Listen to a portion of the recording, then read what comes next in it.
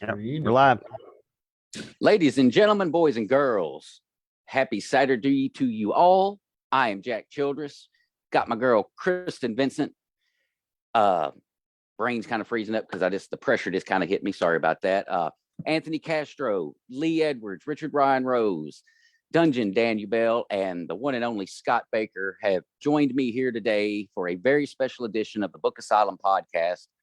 We are here to celebrate, remember, and also take jabs at a good friend to us, the one and only Jeff Thomson, who was one of the most amazing writers and people I have ever had the great fortune of meeting. And granted, it was for way too short amount of time, but yeah, we're going to be talking about his books today. We're going to be talking about him in general, and I'm going to let Dungeondan lead us off because he is our. You had to know this was coming, Ding Dong, because you are our resident expert on his series that he's known for, the Guardians of the Apocalypse. Man, when and how did you stumble on to this fine work of art? I actually just stumbled on it. I was looking for something new to read. I didn't even know it was a series. I'm going to tell you the one thing that made me fall in love with that series. Screaming Alpha. Anybody know what that is? Richard, you should know. Screaming Alpha? Okay, I'll give you the scene. They're killing zombies and they're, God, I can't even remember how it was put out, but basically it's reported back that we have about a dozen screaming alphas. Yeah. Alpha would refer to fire. Okay. In the military, you have different grades of fire. Alpha, Bravo, Charlie, all have designations for fuel, household items, things like that.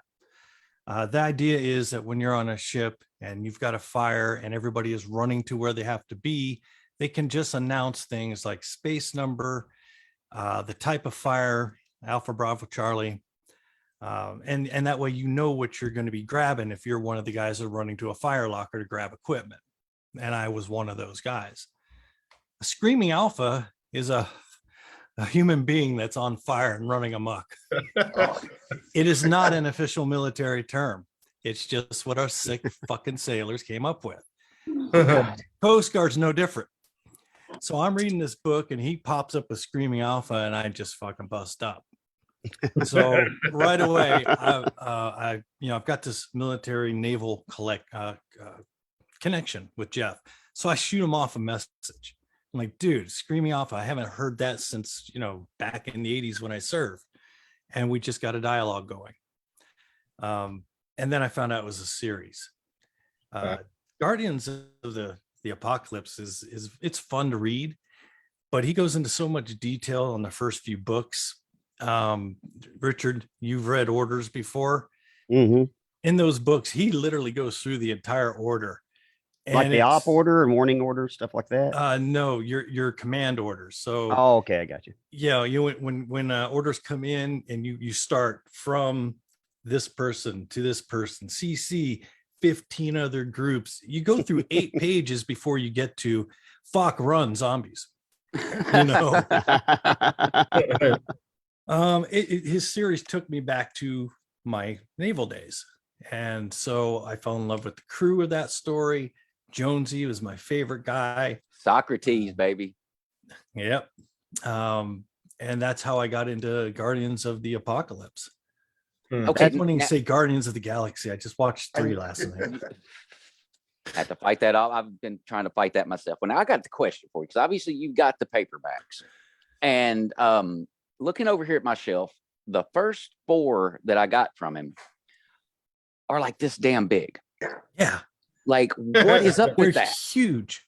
I was going to frame all of his books, which I've got everything that will fit in a frame right there.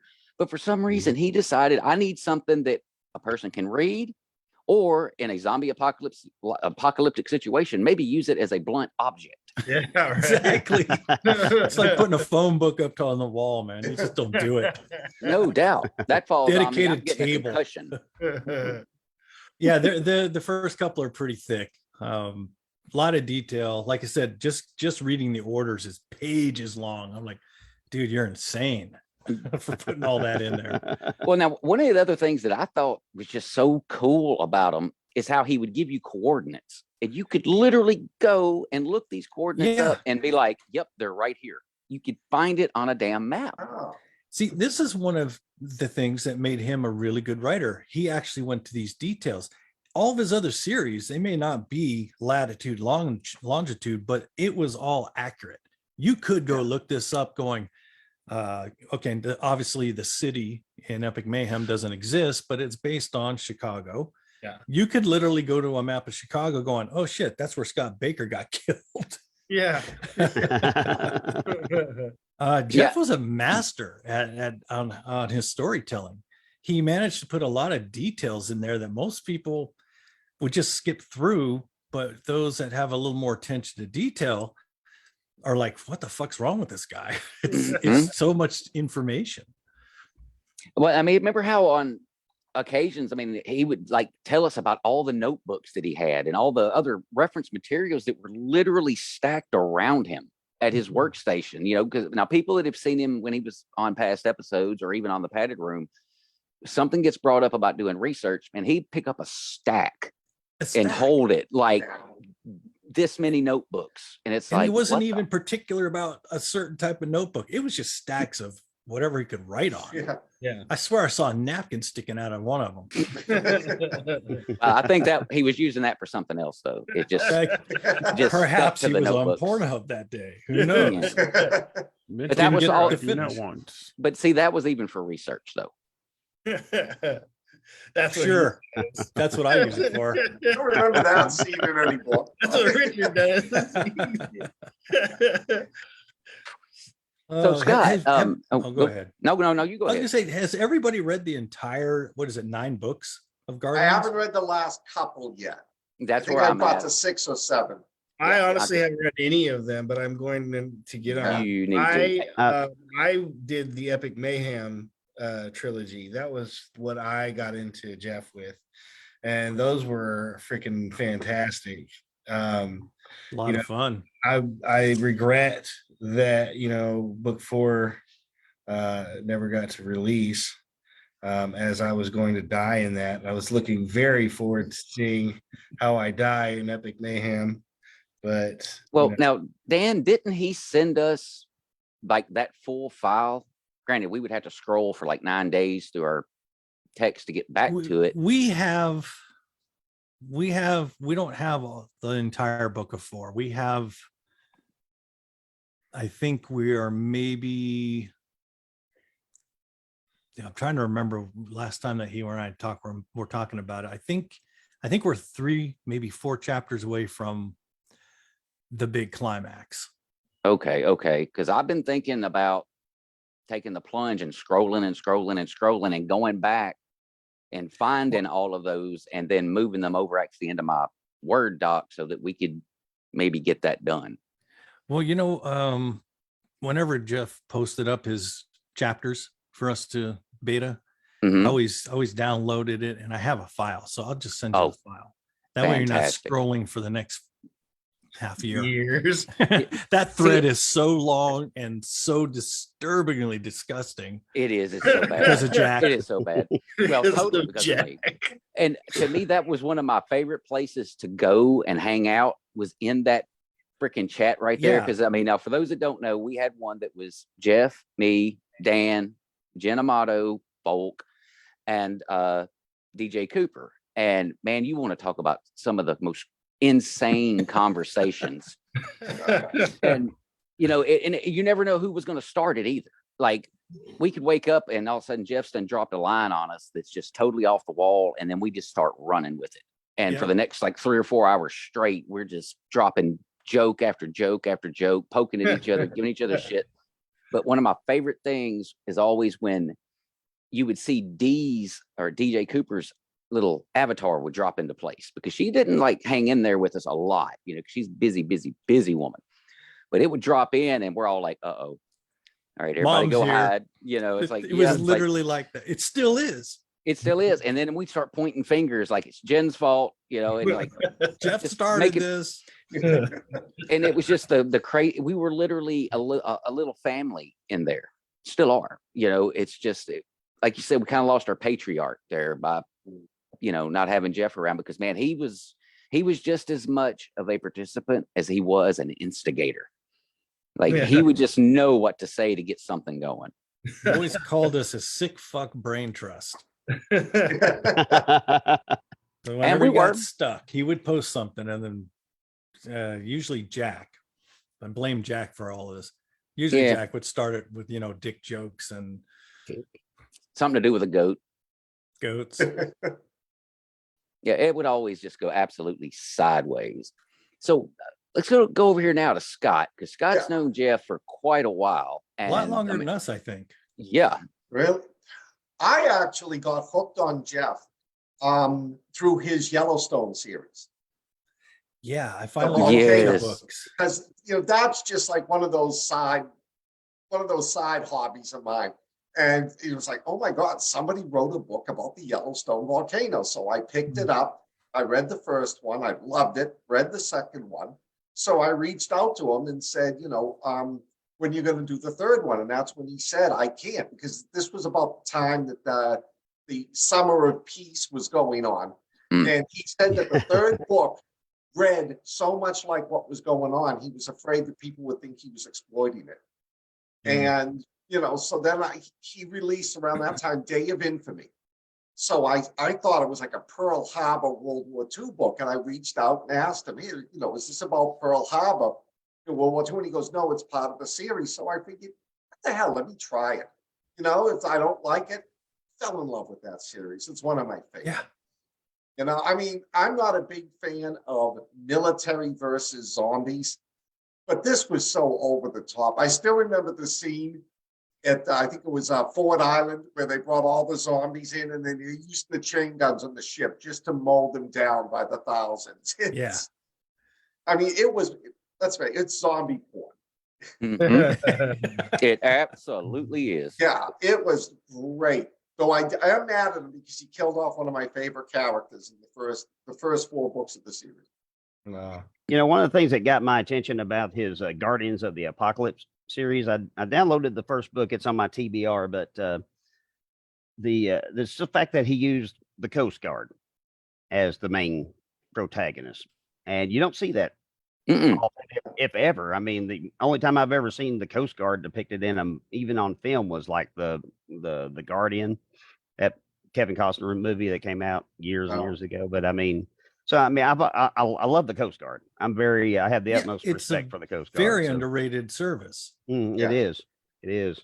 Those guys saved my stupid ass out in the middle of the ocean because my boat broke down. I didn't have a tow package or anything. So they do all the dangerous shit. Coast Guard. Yeah. They really do. They do. Yeah. They go places, even the Navy's like, send the Coast Guard. Yeah. We don't want to go there. They were so well portrayed in The Perfect Storm. Yeah. Mm-hmm. Yeah. Oh yeah, that's true. That is true. And it's an amazing thing. And I used to give Jeff a lot of shit about this because I could.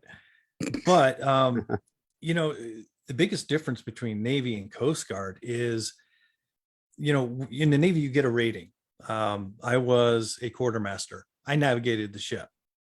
All I had to fucking do. Well, I also had to learn signals and flags and shit like that, but I was on the bridge. That same rating in the Coast Guard is literally 5 other jobs. And it's like radio man, sonar, a radar tech, fucking phone tech. These guys take on huge billets, and they have to be experts. They train all the time. And then when they get good at it, they get shifted to something else. And now they're learning this. The Navy kind of caught on to it, and they started a program called ESWAS. And I don't even know what the fuck it means, but basically you're an expert of your ship. Every rivet, every operation. That's normal Coast Guard. They know everything. Yeah, it's nuts. When I first got out of the Army National Guard, I had like just a short break in service before I went back in, and I went to a Coast Guard recruiter and asked her about it. Yeah, I just finished my criminal justice degree, so I was wanting to get some full-time law enforcement experience. And and my wife didn't want me deploying all over the place and going over or getting stationed overseas for a year at a time or whatever. So let me check out Coast Guard. Most of that's stateside. There are exceptions, of course, but yeah. So I had looked into it. They told me I was going to have. As a sergeant E5, I was going to have to peel back down to E3 and go through their basic training, which is no joke from what I've heard. I mean, rumor has it it's the toughest basic training next to the Marine Corps. A lot of Crisco oil in that. Yeah. Oh boy. I can't see how it could be rougher than the Army's, but whatever. Yeah. Well, hey, I've got a brother that's the Air Force, and then I have a brother that was discharged from the Navy due to he found out he was really bad diabetic. And then when I was in high school, I had looked into Coast Guard, but we've got a lot of family and everything that's just spread out in the military, different branches and stuff. Did Jeff retire from the Coast Guard, or did he just Retired? He retired. Oh, okay. Yep. They got rid of him. Got tired of the cynicism. Well, hey, I'm going to steal a Jeff line right here. Dan, this is probably going to blow your skirt up. Tim Brooks, the comment ninja, has made an appearance. First off, he says, "Hey, folks, innocent. That's fine." He said, "That's the thing that got me," because I guess talking about Guardians. I was stationed in Hawaii in the 80s, but I remember most of those locations. And he says, and this is a line we've heard Jeff say to us before about the Coast Guard: "You have to go out, but you don't have to come back." Mm-hmm. And that's a really damn dark line when you think about it. I mean, holy crap. Yeah. Well, they did a lot of dangerous shit. Mm-hmm. Yeah. You don't think about it. The public doesn't think about it. They don't even really know, but they're the ones that, they go into dangerous fucking waters and, fix a buoy. They could literally just, knock a hole in the ship and sink them. I mean, it's not just saving lives on the water. It's like that's a big part of what they do. But they have a huge law enforcement mission. I mean, they bust millions, if not billions of dollars. Drug runners. Yeah. Yeah. You don't just float up on those guys. That's a firefight. Yeah. And that's like most people wouldn't think that that's how the Coast Guard rolls, because I think they get lumped in a lot with like just your local National Guard that get together, every now and then and run drills, whatever. But it's like, no, man, the Coast Guard is legit. Like that's a real thing they're doing there. And for them, they're not waiting on a deployment for a war. Yeah. Their war is every single day, Well, the Coast Guard comes in after the hurricane hits. Coast Guard is out there during the hurricane, saving those idiots that decided to go on joyridings. Yep. Yeah. Yep. They're out there breaking ice up north. Yeah. That's dangerous. I wouldn't do that. That's fucking crazy. Well, it's like Jeff's picture that it's still his profile pic now, which I think is such a cool shot, as him in his younger days, laying in front of that big ship, and it's just like, that's a cool shot, dude. It's a little provocative. And that's Jeff. Jeff he's provocative in his own right. He doesn't even have to try. Nope. Well, now, Lee, you over the last, year or so, you've gotten to really interact with Jeff quite a bit. What are some of your, just things you may have picked up from him, or just experiences you've had just getting to talk with the guy? I came in with Epic Mayhem for the most part, just before that, and then whoa, what's going on? Stories. I don't know what is that Story. What is going on? Hannah Castro trying to steal the show again. Beth Buckner. Who is that? Brian. That sounds like Alexa. Yeah. I don't have an Alexa, so it's not me. Sorry. Scott, what did you plant in his apartment? I'm worried about what the people on babysitting. Friend's request right when he pops on. Now I go to talk, and all of a sudden that. Yeah. See. So, Anyway, Lee, continue. But I came in with Epic Mayhem just actually right before Epic Mayhem hit, and I started writing my book, and I would send him chapter by chapter. He would read it, and then we would sit down and we would talk it over. and he would tell me all the mistakes I'm making, like, then and has, and, all the different things and stuff like that. So he mentored me on how to actually write, because I'll be honest, I was very amateurish with it, where I'm writing, but I'm not writing. Yeah. And he would sit me down and we'd talk on Messenger and stuff like that about, hey, you're forming your, sentences wrong. Try it this way, try this way, try this way. And then after a while, I started reading my own work again after running it over with him, and it made a lot more sense. It didn't all of a sudden go, oh, we're in the past, we're in present, past, present, past. It streamlined it for me. So he really helped me as a writer, and he helped me write this book that I'm still writing. It's not out yet.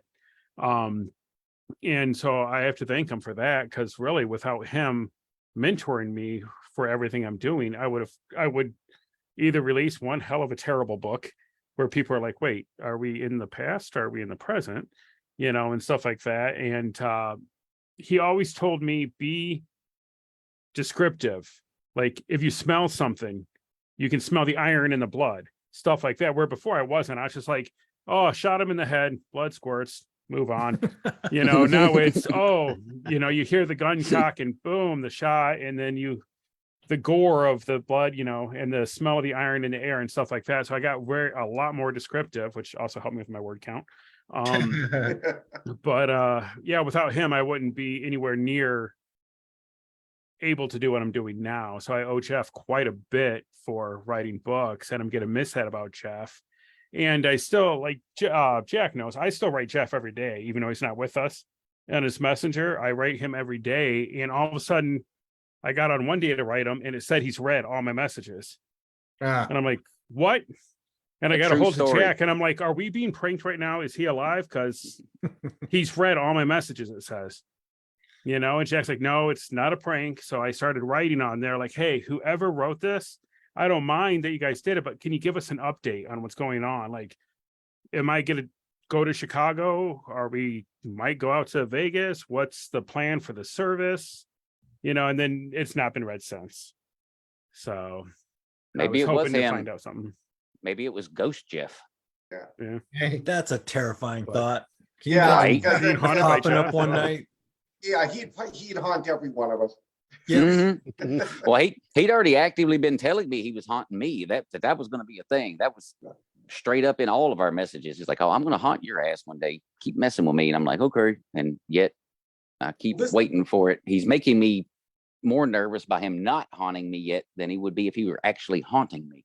This is how he's going to complete the Epic Mayhem series. He's going to kill all of us for good. I did love the way he killed me off in Epic Mayhem. Yes. With the piano, because he knows, Zombieland. I loved that scene where the old lady gets the zombie to come and they drop a piano on him. He knew that. So that's how I died in his book, was walking down the street and then somebody threw a piano off an edge and I was underneath it. Yeah, I thought that was great.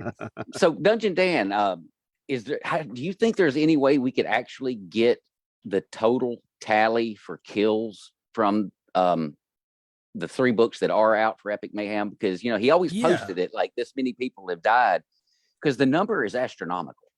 I mean, the amount of people that just lined up like, yep, kill me. And even like does Angel count as 1, or does he count like by 100? Not by now. I know. No, yeah, he gets multiple. Yeah, they all count. Yeah, I know I get brought back in the second book and then get killed again. So, and he wasn't through with you, Scott. He wanted more payback. Yeah. Well, he and I just exchanged, killing each other in our last book. So he killed me in his last Epic Mayhem, and I killed him in my last Wild-Eyed Southern Boys book. By the way, Richard, fucking brilliant. I could not stop laughing. Well, thank you. I'm not going to spoil this, but I'm telling you, if you don't want to read any of his books, you're going to read that 3rd book. What is it? All Out War? Dead Cold War. Dead Cold War. His depiction of Jeff and Jack, it's so fucking funny. I have actually gone back and re-listened to it at least 3 times now. It is just funny, and it's not short. It spreads out, so you got to listen to a little chunk of it, but it's a riot. Good job, Richard. Well, thank you. I hope you got to see that. Yeah, he did. He did because I Yep. sent it to him, but even before I published the book, I sent it to him just to make sure he approved, and he did the same thing for me. I read my Right. demise, and he Well, good. he was good to go with it. So, yeah. Oh, of course. Guy Yeah. had a great sense of humor. Oh, Yeah. he did. He was actually, would you almost classify him as like dry humor? Like, because it was sarcasm with that wit just sprinkled on the top of everything. It was never like the, punchline, big joke, over the top thing like me, Yeah. just the idiot slapstick guy over here. He was more, I would almost say classy comedy. Like he was just, you wanted to be part of his little diatribe or whatever it is. You wanted to get a mention. I Doesn't think the matter how best thing about- disgusting. The best thing about his humor too is he could do it with a straight face. Yeah. First, he said Mhm. something, and I can't remember what it was because it's been over a year now. But he would say something, and I thought he was being serious. And I'm like, oh shit! And then he'd also be like, nah, I'm fucking with you. I'm like, oh shit. So I just didn't know how to take him at first, and then I finally learned how to take him. And I'm like, okay, I get it now. from behind. Yeah. From Like a gay behind. convict. Got him a little big Jeff.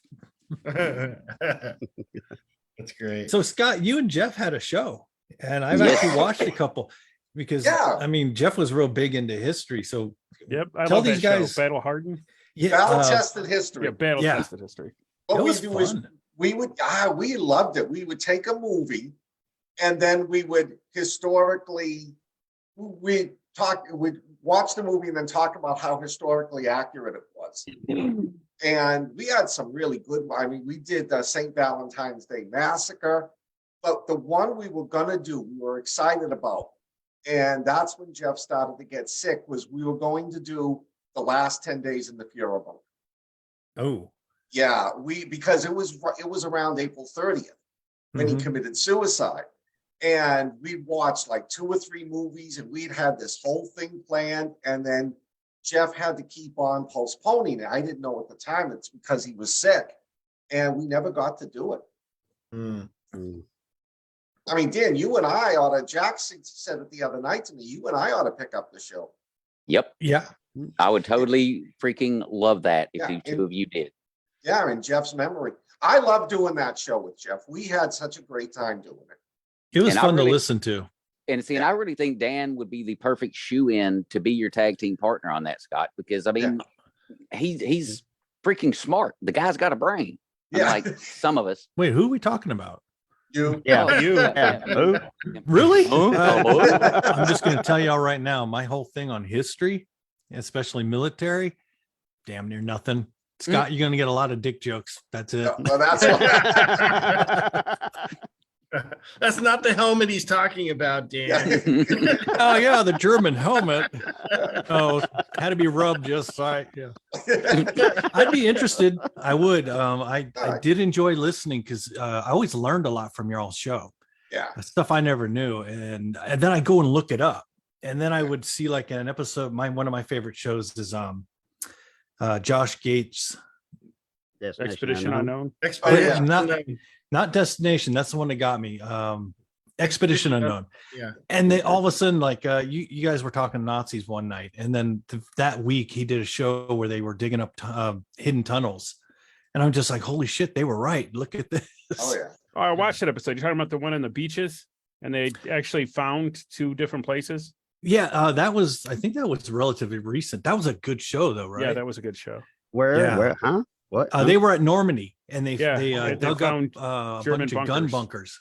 bunkers Oh, okay. where they had guns up on the way up Mhm. on a cliff that you couldn't really see them to try to take out the ships. Wow.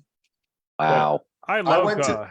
I went to Normandy 20 years ago, and we went up to one of those German gun emplacement bunkers overlooking Omaha Beach. And when you're standing there looking out and realize how defended the Germans were and how open those Americans were, man, it just like slapped me in the face. It's like every I guy can't that even landed- imagine. every I was guy just that there 5 landed years on ago. Omaha deserved the Medal of Honor.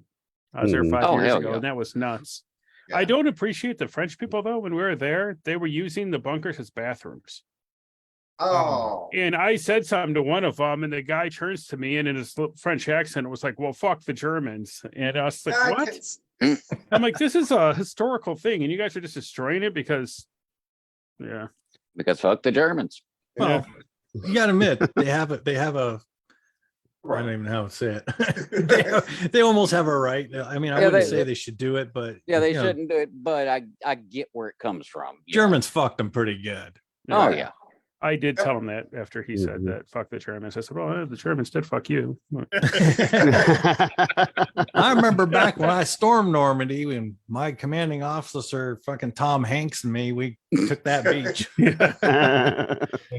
But I love military history, Scott. You were talking about the Hitler thing. It was May 2nd is when the newspapers carried it in the United States, because I actually have the original newspaper. yeah. Look at that.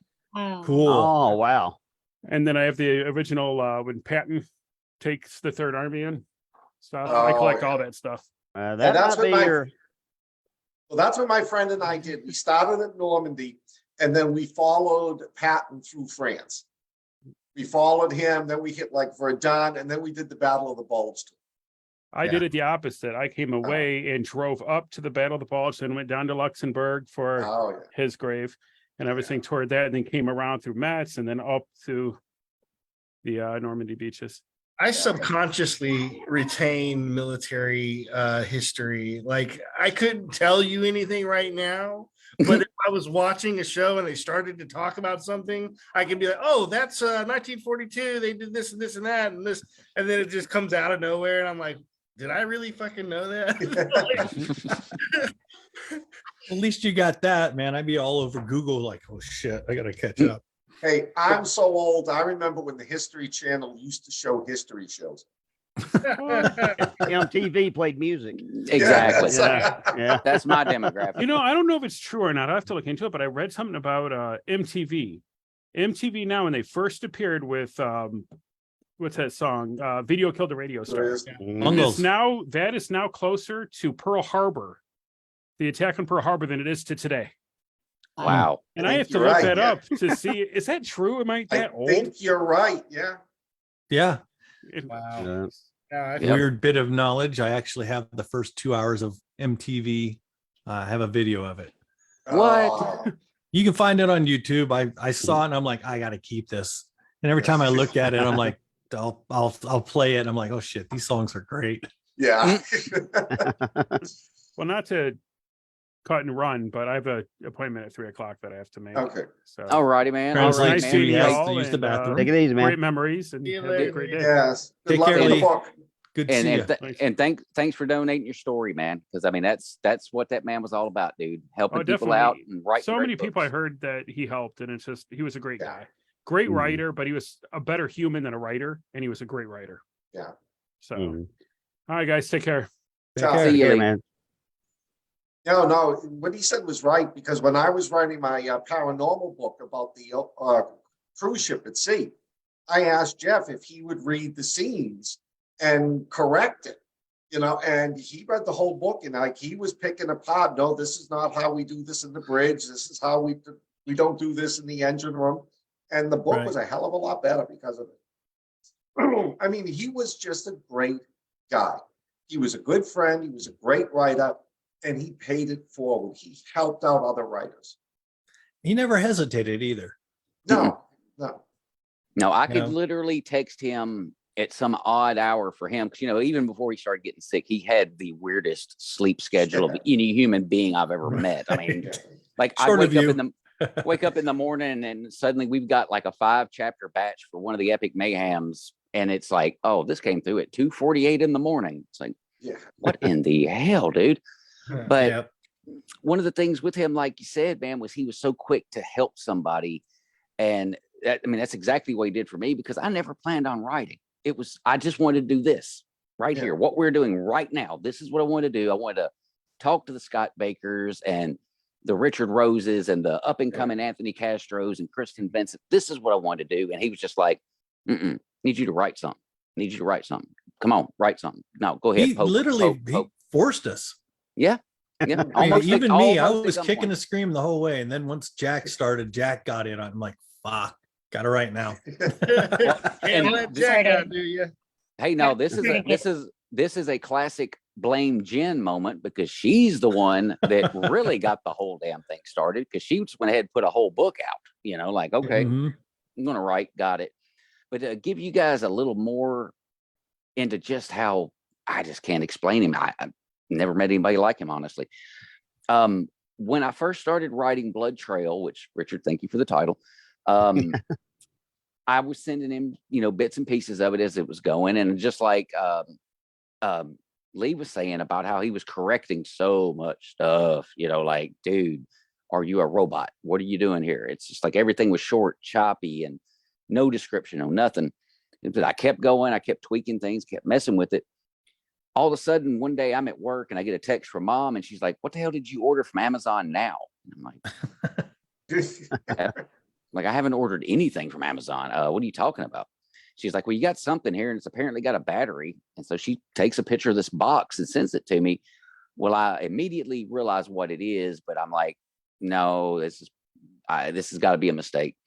So I get home, open it up, and inside is a dark blue HP laptop. Wow. And I come to find out it was from Jeff, because he was like, if you're going to write, you need a proper tool. Yeah. Right. And so he sent that to me. And then I come to find out he didn't just send me one. He sent Jen one too, because her computer rig wasn't all that great. So he literally spent his own, you know, hard-earned money to make sure two of his little goons were able to go, you know, write appropriately, you know, and have the right equipment to do it with. And now I'm sitting here with like 5 open projects, a short story published, you know, it's like, thanks, Jeff. Yeah. You know, added extra stress to my life. Wonderful. It was But- a trick. I He thought he knew was about doing it. Wasn't something being- nice. He's overloading you with all this stress now. You got all this writing to do. He wasn't being nice to you. He wanted you to share his misery. Exactly. He Exactly. was he dragged you into his nightmare. And see, the thing is, I've interviewed, by that point, I had interviewed enough authors. I should have known better.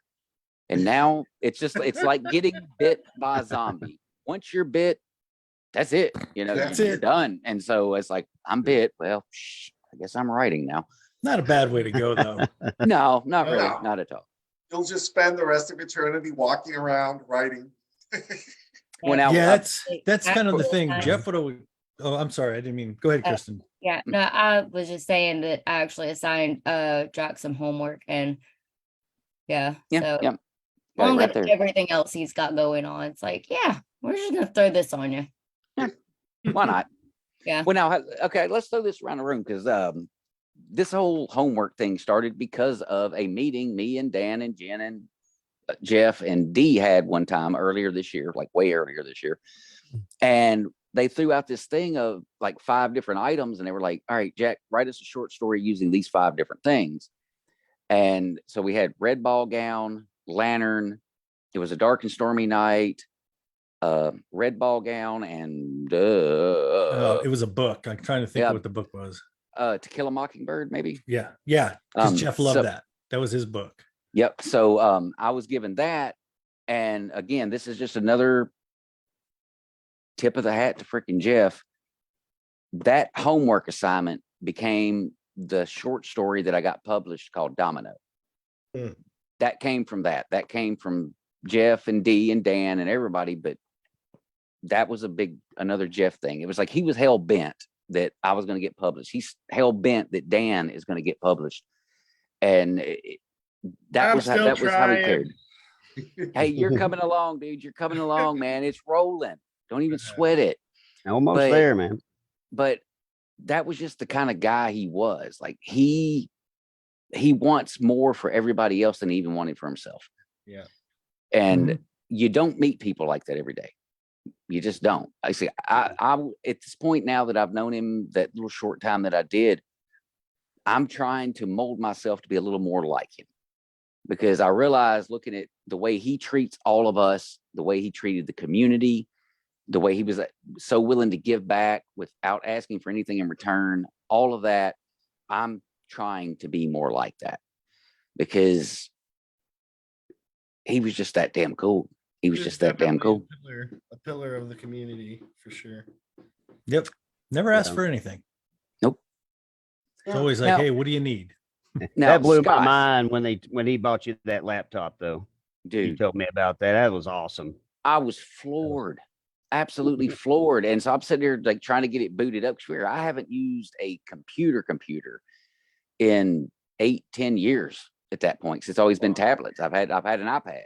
Wow. So I was as lost as a freaking Easter egg. And and he just loved it. He thought it was the funniest damn thing, me trying to figure it out. And I said, well, screw you, Jeff. I said, I got a friend that knows computers. I'm gonna call him in because I was so freaking lost. And I'm like, how do I get this thing up? How do I open Word? What the hell is Word? Why is my internet not work? That too. And that was the other thing. Just one last one before I move it back around to you guys again.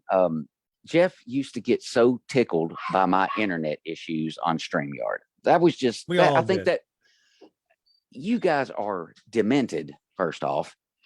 How's a man supposed to host a show when the damn show won't let him host it? Come on. Yeah, but at the God, same hell. time, you always froze with these weird looks on your face. It was gold. Dude, I could just do those for you in real time, though. Like, Jeff and I would give you so much shit about Zoom because we missed those faces. You always got these weird Jack moments, like, just weird. You're like, anybody know what he was trying to say? And then we'd have whole conversations while you were, trying to come back. yeah. And the whole time, all I'm watching is a swirly on the screen, just round and round and round. And then I come back and I have no idea what's going on. And it's Why like is everybody laughing? Yeah, and Jeff's just sitting there just chuckling. I mean, just doubled over laughing at me. And it's like, come on out. And what was his advice to me? No, man, you just need to start leaning into it. Like when you know that something bad's about to happen, man, go ahead and get a weird look on your face. Strike a weird Instigating pose. it. It was so much fun. And hell, I guess I'll just keep going on this same line of thinking since we're on it. It wasn't too long ago that I had finally just had it. I was done with StreamYard. I'm like, I'm out. I can't freaking do this anymore. I said, if we can't get Zoom to work right, because I can't seem to operate it, whatever, I'm just done. I'm not podcasting anymore. I'm out. And I straight up texted that into our private group that I'm done. I'm out. This is it. Jeff was like, no, we ain't having this. Nope. He's already starting to think like, all right, if I need to get a subscription for whatever, I will. We'll find a platform. I'll pay for it. I don't care. You're not stopping. And it was like, really? Damn you big sweetie, and but that's just the kind of guy he was. Like, amazing author, yes, but once you peeled back that big old onion and you started really getting into what made a Jeff Thomson, it was like, this dude is incredible, absolutely incredible. And I couldn't be more honored to know that I got to know the guy. And like I said, and for like Anthony and Kristen, I really wish you guys would have got to spend more time around him. I really do. Yeah, I think that's my only real regret, is that I didn't get to know him better. The little time I did get to know him, though, I saw what kind of person he was. He was an awesome guy. We were talking about his humor, and it's very rare you can see somebody crack up an entire room of people with just 2 words, but it's the delivery, and it's like so plain, but it's funny, and it's just like Jeff was definitely that guy. He could do that in a drop of a dime, man. It was awesome. Well, I know that Jack will know this, but Scott, did you ever, I know when you're doing a show with Jeff or you're a guest, you got a lot of stuff going on, but do you ever watch Jeff while the show's going? You ever notice that little smirk he would get when he thought of something to either poke at Jack, poke at me, or start some trouble? Every time. Yeah. Yeah, I could always see it coming. I'm like, oh shit, here we go. Yeah. Yeah, he definitely telegraphed his punches. Like, if you knew what to look for. If you knew what to look for, you could be like, crap. And then you start reevaluating, what did I just say? Yeah, is this going to hit me or is it going to get Jack this time? Yeah. it could have been something you said like 3 sentences ago. And he's just waiting for the moment to get in because like Angel's talking or Richard's talking or whatever. So he's just waiting. And he's like, He's lining up his shot. I mean, it's so precise. He's reloading. Yeah, just it's like setting the ball on the tee, and he's up there with one of them great big plastic bats, man. Like I'm crushed He's this knocked thing. us out of the park. And yes, he would freaking do that. And you know, that just made him so happy when he could get us. It made us happy. It does. It did. And the thing about it, it goes back to the old expression of I kid because I care. You know, and if he's not joking with you, if he's not giving you shit, if he's not picking on you, chances are he don't like you too much, you know. So the fact that I have been accused of having sex with multiple goats, had a weird ghost scene involving sex, but not with a goat. In one of his books, and just all the random off the wall times he has come at me sideways like a linebacker and just put me right into the freaking fence. I mean, that's how I know that man loved me and I love him back straight up. You know, I got one for you. All right, here we go. Go for it. Okay. You know, early when I started on Padded Room, I got put on the spot, which is normal. Mm-hmm. And I was just trying to grasp for something to say. And I wanted to make something to make everybody go, what? And it literally has become my nomiker, but Jeff's the one that picked up on it and kept it going. You know what I'm talking about, Jack? Think I do, but I can't get it to fully Anal process. leakage. Yes, anal leakage. Oh gosh. There was some question and all. I just blurted it out, figuring, okay, this will go away. No. Jeff grabbed it. Next show, anal leakage. And I'm just like, God. Of all the stupid shit I say, he got that one. Well, and the thing is, Angel has picked up on that one. Now he runs with that one when he runs with it. Everybody does. Yeah. And they're all like, oh, Dungeondan. I'm like, no, that's fucking Jeff Thomson. Yep. He kept it alive. I've been withholding the anal leakage jokes. I figured you guys already have the market cornered. So, oh no, there's plenty of room. We're taking investors in all the time. Look forward, Richard. Now. Sasquatch with anal leakage problems. Coming soon in book 4. All right, gonna catch us up on a few comments here. Okay, let's see. F.A. Riley, evening from Glasgow, Scotland. Hell, that's pretty freaking awesome. Yeah. Tim Brooks, boo, fucker. That was all about. See, Bobby James watching. My people, I adore you guys. We adore you more. Landa Saldana, hey. So, hello, Landa. Hello. She's a big Jeff fan, man. Big Jeff fan. Yeah. And Bobby Jean laughed at us. She does. So, hello, Landa. Man, this show is crazy. You know who's doing this? This is Jeff. He's fucking with us. He is absolutely out there like poking at stuff, but he's waiting for the opportune time. And then he's like, okay, right there. Let's mess with him. At some point, I expect to hear Matthew Crow narrating part of one of Jeff's books to start playing over the top of everything. Like, okay, what in the hell is going on here? I think that's the point where we all just freak out and call the Ghostbusters. Like, okay, nope, you're going in the little box, Jeff. We're done. Any more Scott stories? You knew him a long time. I knew him, but I mean, we were talking about next year, me going out to Nevada to, to visit. I kind of wished I'd done it sooner now, but it was really a blow when I heard he had passed away. I mean, he was young, he was vibrant, he was healthy, and then all of a sudden I got the message one night that, they found out he had just passed on. It was like, wow. It was torture for us because he would disappear from the feed. Eventually we figured out he was in the hospital. Mm-hmm. And then he would pop on just every now and again at odd times. And then he would disappear for a while and we're like, shit, is he okay? And then he would pop back up, and then he just disappeared. See, that was him. That's because you're talking about that right now. That was that. What was that? What? I don't know what that was. I don't either. Somebody's got an Alexa around. I don't have one. It's not me. I don't have one. Well, I have one, but it's in the living room and it hadn't said a word. Have Google. Well, don't wake Google up because Google will Google Jeff Thompson. Then he'll have power over the entire internet. Better him than Zuckerberg. Like, Oh, Jeff, like a lawnmower Jeff would, man. dude, Jeff would totally, and yes, Richard, what you just said, Jeff would totally crush Zuckerberg. I mean, crush him. Well, guys, we are coming to the close to the first show we're going to do today. I'm hoping to have most of, if not all of, the original cast for the show Jeff created called The Padded Room, which I will take credit. I got the name. Ha, ha, ha, ha. I made up awesome name. I'm the creator of the name. Well, now here's a backstory on that real quick. So we do still have a few minutes.